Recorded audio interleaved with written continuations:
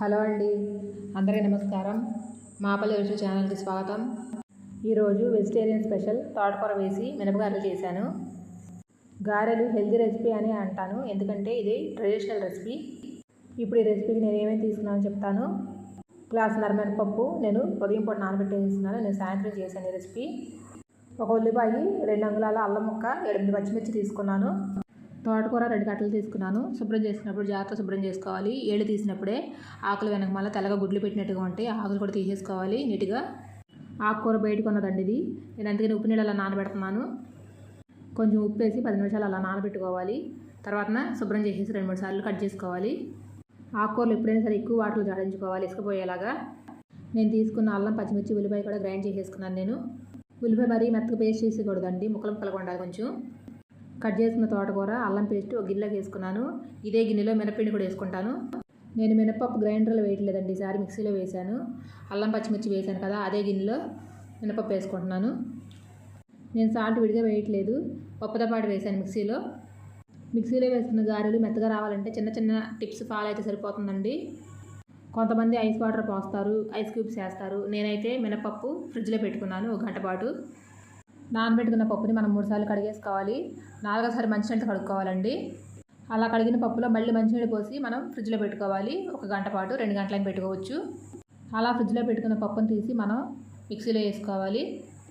నీళ్ళు ఎక్కువగా పోయకూడదండి, cool water పోయమన్నాం కదా అని చెప్పేసి జారైపోతుంది. మనం సాల్ట్, ఉల్లిపాయ ఇవన్నీ వేస్తాం కదా, నీరు వచ్చేస్తుంది బాగా. నేను పిండి గిన్నెలోకి వేసిన తర్వాత జీలకర్ర కూడా వేసానండి. జీలకర్ర వేసిన తర్వాత అన్నీ కలుపుకున్నాను బాగా. ఇప్పుడు పాన్ పెట్టేసుకున్నానండి స్టవ్ వెలిగించి. పాన్ వేడిన తర్వాత ఆయిల్ వేసుకోవాలి. ఆయిల్ కాలిందో లేదో చూడడానికి కొంచెం మినప్పిండి వేసాను. వేసుకున్న మినప్పిండి పైకి తేలింది. ఇప్పుడు ఆయిల్ హీట్ అయింది. ఫ్లేమ్ మీడియంలో పెట్టుకోవాలి. మీకు కావాల్సిన సైజులో గారెలు వేసుకోవాలి. నేనైతే చిన్నగానే వేస్తాను.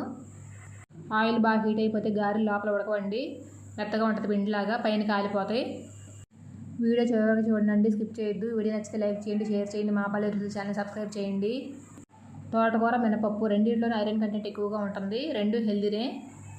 నేను తోటకూర వేయడం వల్ల కొత్తిమీర, కరివేపాకు ఏమీ వేయలేదు. తోటకూర ఫ్లేవర్ బాగా తెలియాలని చెప్పేసి కాడలతో సహా వేసేసానండి. నేను మగ్గుతాయండి లోపల, చక్కగా బాగుంటాయి, ఫ్లేవర్ బాగా తెలుస్తుంది. నేను డీప్ ఫ్రై చేసిన ఆయిల్ని వాడనండి, కాకపోతే గారెలు వండిన ఆయిల్ మాత్రం రెండోసారి వాడతాను. రెండోసారి వాడేసి తీసేస్తాను. మినపప్పు ఫ్లేవర్ అంతా ఆయిల్లో ఉంటుంది. కొంతమంది గారెలు చల్లారని తింటారండి, చల్లారని తినడానికి ఇష్టపడతారు. కానీ గారెలు వేడిగానే తినాలి. వేడిగా తింటేనే డైజెషన్కి ఇబ్బంది లేకుండా ఉంటుంది, త్వరగా డైజెషన్ అయిపోతుందంట. నేనైతే గారెలు ఒకటే కాదండి, ఏవైనా సరే వేడిగా తినాలని చెప్తాను. అన్నం, కూరలు ఏవైనా సరే వేడిగానే తింటాను నేను. మంచి అలవాట్లు మనం పాటించినప్పుడు ఎదుటి వాళ్ళకి చెప్పాలి. మీరు చూస్తుంటే నా వీడియోస్ అన్నింటిలో కూడా వేడిగా తినాలని చెప్తాను నేను అన్నింటిలోనూ. నేను గారెలు కాల్చుకోవడం అయిపోయింది. 2 వైపులా ఇలా కాల్ చేసేసుకుని తీసి పక్కన పెట్టేసుకున్నాను. గారెల్లో కాంబినేషన్గా నాకు బీరకాయ టమాటా చట్నీ ఉంది.